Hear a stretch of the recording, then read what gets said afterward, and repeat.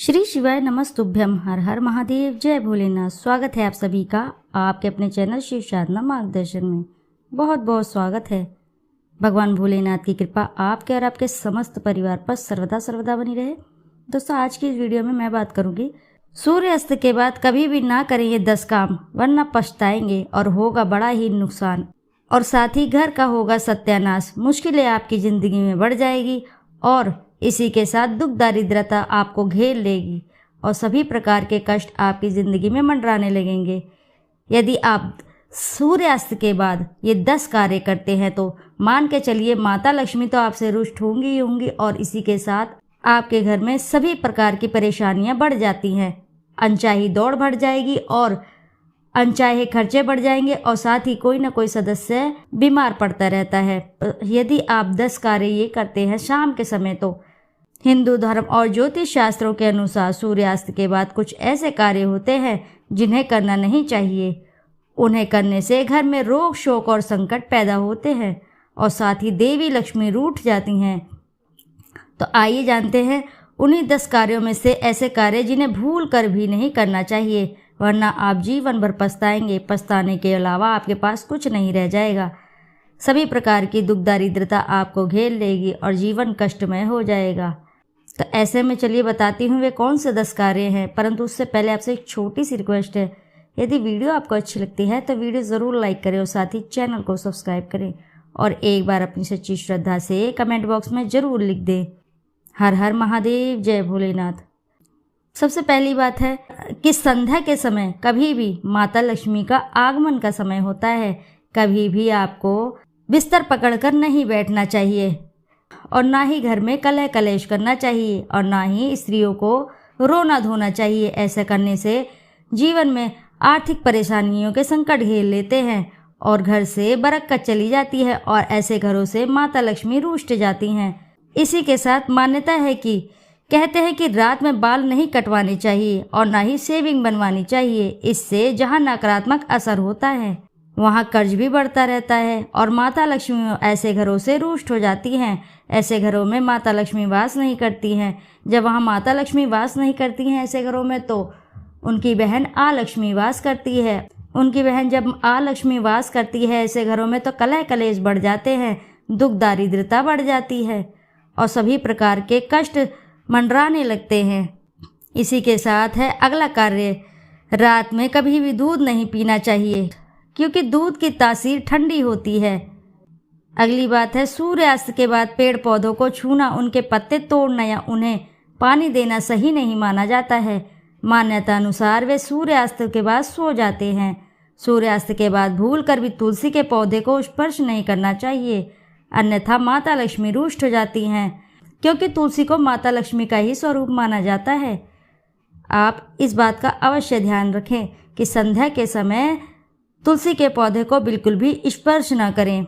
यदि आपको ज़रूरत है तो आप संध्या के पहले ही उनकी पत्तियों को तोड़ लेना चाहिए और संध्या से पहले ही उनको पानी दे देना चाहिए।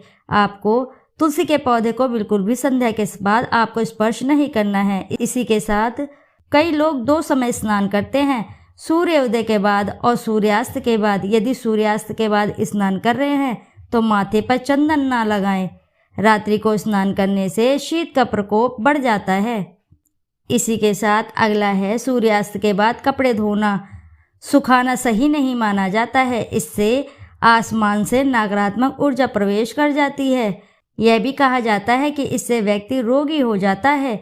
इससे कपड़ों पर बैक्टीरिया की संख्या भी बढ़ने की मान्यता है। इसी के साथ अगला उपाय है, जी हाँ दोस्तों, खाना खुला रखना। सूर्यास्त के बाद भोजन या पानी को खुला नहीं छोड़ना चाहिए, उन्हें ढककर ही रखना चाहिए। मान्यता है कि खुला छोड़ने से उसमें नकारात्मक गुण बढ़ जाते हैं। इसी के साथ अंतिम संस्कार नहीं करते हैं। जी हाँ दोस्तों, अंतिम संस्कार गरुड़ पुराण के अनुसार सूर्यास्त के बाद अंतिम संस्कार किया जाता है तो मरने वालों को परलोक में कष्ट भोगने पड़ते हैं। अगले जन्म में उसके अंगों में खराबी आ सकती है, इसलिए कभी भी सूर्यास्त के बाद अंतिम संस्कार ना करें। इसी के साथ अगला है, दही या चावल का सेवन। सूर्यास्त के बाद दही का सेवन करना भी वर्जित है।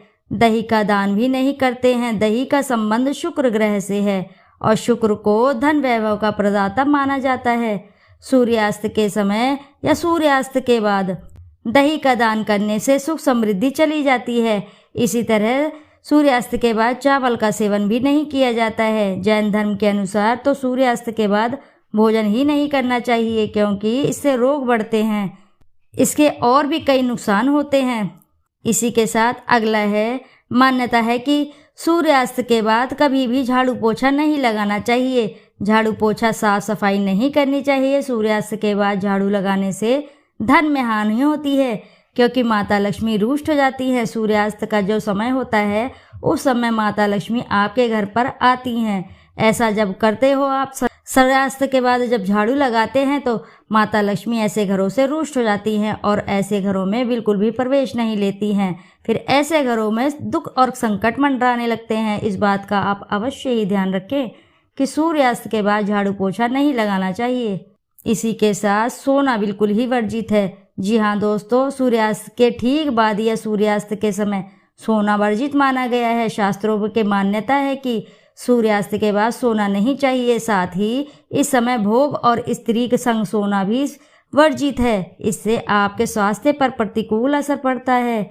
इससे धन और सेहत तक की हानि होती है। शास्त्रों में सूर्यास्त का समय पूजन वंदन के लिए निश्चित किया गया है, अर्थात आपको इस समय पूजा वंदना करनी चाहिए। यदि आप पूजा वंदना नहीं कर सकते हैं तो भगवान का स्मरण कीजिए बैठकर, और इसी के साथ ऐसे कार्य आप बिल्कुल भी ना करें।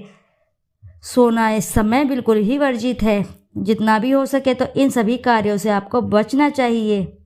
सूर्यास्त के बाद अंतिम संस्कार करना, तुलसी के पौधे को छूना, दही और चावल का सेवन करना सबसे बड़ा नुकसान माना जाता है, जिसकी भरपाई बहुत ही कठिन होती है। इससे देवी लक्ष्मी सदा के लिए ऐसे घरों से रूठ जाती हैं। तो दोस्तों, इस बात का आप अवश्य ही ध्यान रखें। सूर्यास्त के बाद इन सभी कार्यों से बचें। इन सभी कार्यों को करने से बिल्कुल भी बचें, परहेज करें। तो आशा है कि जानकारी से आपको लाभ अवश्य ही प्राप्त होगा। यदि जानकारी आपको अच्छी लगी है तो वीडियो ज़रूर लाइक करें और साथ ही चैनल को सब्सक्राइब करें, और एक बार अपनी सच्ची श्रद्धा से कमेंट बॉक्स में ज़रूर लिख दें, हर हर महादेव, जय भोलेनाथ। फिर मिलते हैं आपसे ऐसी ही किसी नई जानकारी के साथ। जब तक के लिए नमस्कार।